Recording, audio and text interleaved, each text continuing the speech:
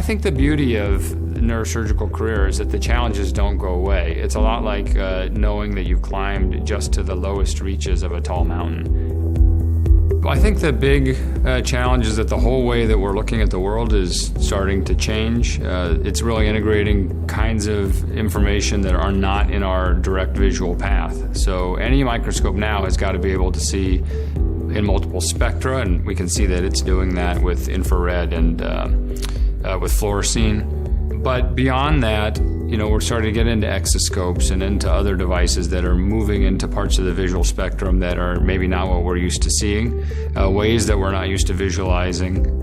That ability of the scope now to feel weightless and to lock into position and in a much larger area of the surgical field is really one of those just intuitive things that we had almost gotten used to the way it was, where it had to drop a little bit or shake a little bit, and the fact that it doesn't do that anymore is inherently pleasing. I'm not actually sure I can tell you that that's going to change the outcome of surgery a great deal, but it feels like it's going to. It feels reassuring and good, and I wouldn't want a microscope that didn't do that now that I could have it. So the robotic repositioning is something which the capabilities of microscope make possible, but that we really feel strongly about. I could absolutely anticipate a time in the future where there's a ruptured aneurysm, there's bleeding, but we've locked that spot, and even though that's not where we're looking, we can hit a button or tell the microscope and it will go right back to that spot. So that even though the blood is everywhere, we know that that's where we're trying to get to. That's a more dramatic example, but on a tumor, there may be areas are troublesome or some key structure you protected. Bookmarking that, being able to come back to your trajectory could be very helpful to finish out that area and to do it safely, and actually could decrease the operating time because you don't have to rediscover things you already have. So that's a feature I'm really looking forward to using.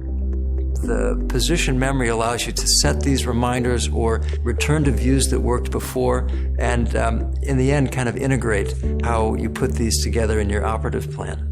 A great example would be taking out a cavernous malformation, seeing a little remnant or a little portion that sort of is like a satellite sticking off in a different direction, but not wanting to forget that, but keep working on an active portion that you're freeing up from a tough edge. So it would allow you to almost make a footnote or a bookmark or some kind of a mark in the field where you need to go back to remove a portion of the lesion. When we're working maybe in a deep cistern, in deep narrow places, robotic enhancement and minimal movements, all focused on the same point, can be also of great help, especially to get different angles of the same structure without needing to move the whole thing. I think the robotic repositioning saves a lot of time, so you don't have to go back and redefine what you've already defined. By combining that with image guidance, you can go back to the same point of interest over and over again, and by being able to store them in memory and store several different points of interest, it will not only save time, but I think increase the accuracy of our operative procedures. The application on which you can focus one spot and moving around the spot, it's very important for me in cranial-based surgery, maybe very important, and in minimal invasive macrodiscectomy, for example, in spinal surgery, and in vascular surgery, for example, for clipping aneurysms. You put the micro on the spot and you can move around. The robotically assisted positioning, to me, is the ability when I need to have the scope go somewhere else to get it there easily. But in a simple microdisc, the scope is repositioned probably 50 to 100 times during the case. You probably have 400 to 500 passes of instruments in and out of the field in a 45-minute case. So the scope is in constant motion. The KINEVO system added a whole level of ease to that. In the way the robotic-assisted arm moves and repositions, you're not moving the big mass, it just seems to respond instantly. In the ability to lock on a point where I'm working and then use the point lock.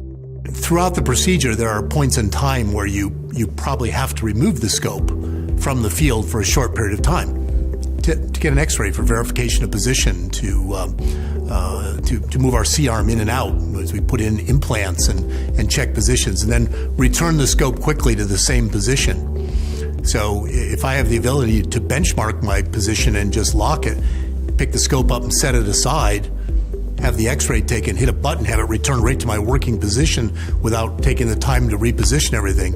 Again, it's an advantage in terms of time and functionality.